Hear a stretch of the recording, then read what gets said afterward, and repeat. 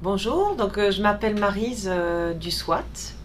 Je suis arrivée au Québec il y a plus de 10 ans, puis maintenant j'aide les nouveaux arrivants à travers le SWAT en fait à s'installer en entreprise. Je suis comme un trait d'union, un traducteur entre vous et les futurs employeurs. J'aide les gens à s'interroger, à se poser les bonnes questions pour réussir votre immigration mais aussi votre intégration, pour éviter que vous nous quittiez puis que vous repartiez déçus. Avec des désillusions. Je vous propose simplement de vous présenter le menu. Alors avant de partir, qu'est-ce qu'on se pose en général comme question? C'est déjà où je vais. C'est d'aller voir, ne serait-ce que Wikipédia, combien qu'on a d'habitants, la taille du territoire. Il y a plusieurs grosses villes à Québec, mais pourquoi pas partir aussi dans des petites villes qui vont devenir des grosses villes grâce à vous, c'est-à-dire les régions. Si vous venez par exemple d'une très grosse ville, venir dans un petit village, pour vous ça peut être vraiment difficile dans l'acclimatation, dans l'intégration. Une clé que je vais explorer avec vous, c'est étudier le tissu social, la culture de la ville ou du village. C'est quoi son histoire, c'est quoi son nombre d'habitants, puis c'est quoi ses services. Il faut vraiment faire un listing, une liste de vos besoins. Et à ne pas minimiser, c'est l'impact climatique. Si vous venez d'un pays constamment ensoleillé, où il fait très chaud, que vous n'avez jamais vu la neige, jamais vécu le froid, on commence par se mettre la tête dans un congélateur.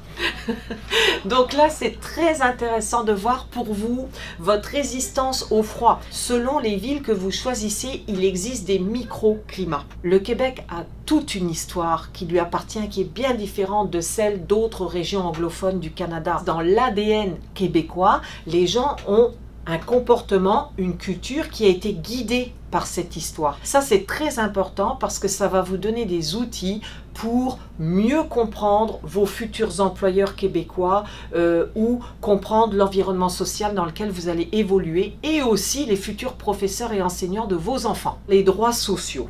Les droits sociaux, je pense à quoi? C'est comment ça fonctionne les impôts, comment fonctionne la retraite, comment ça fonctionne les garderies, comment fonctionne l'imposition, les prestations familiales et les crédits d'impôt pour les garderies. Ça, c'est très important, le système des garderies.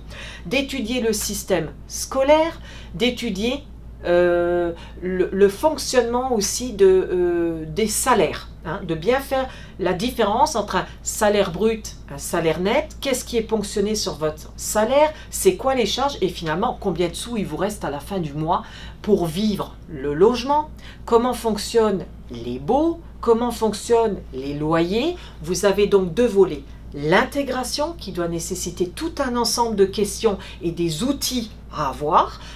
Et vous avez l'immigration. Avec quel papier je pars? Comment ça fonctionne un visa? Est-ce que je pars avec un visa d'études? Est-ce que je pars avec un visa de travail? C'est quoi le statut de mes enfants? Combien coûtent les démarches? Comment ça fonctionne le montage des dossiers? Qui finance tout ça? Et c'est quoi le coût? Je vous invite à avoir des réflexions sur c'est quoi qui est prioritaire pour moi et ma famille, que si je ne le retrouve pas au Québec, je suis malheureux et je m'en vais.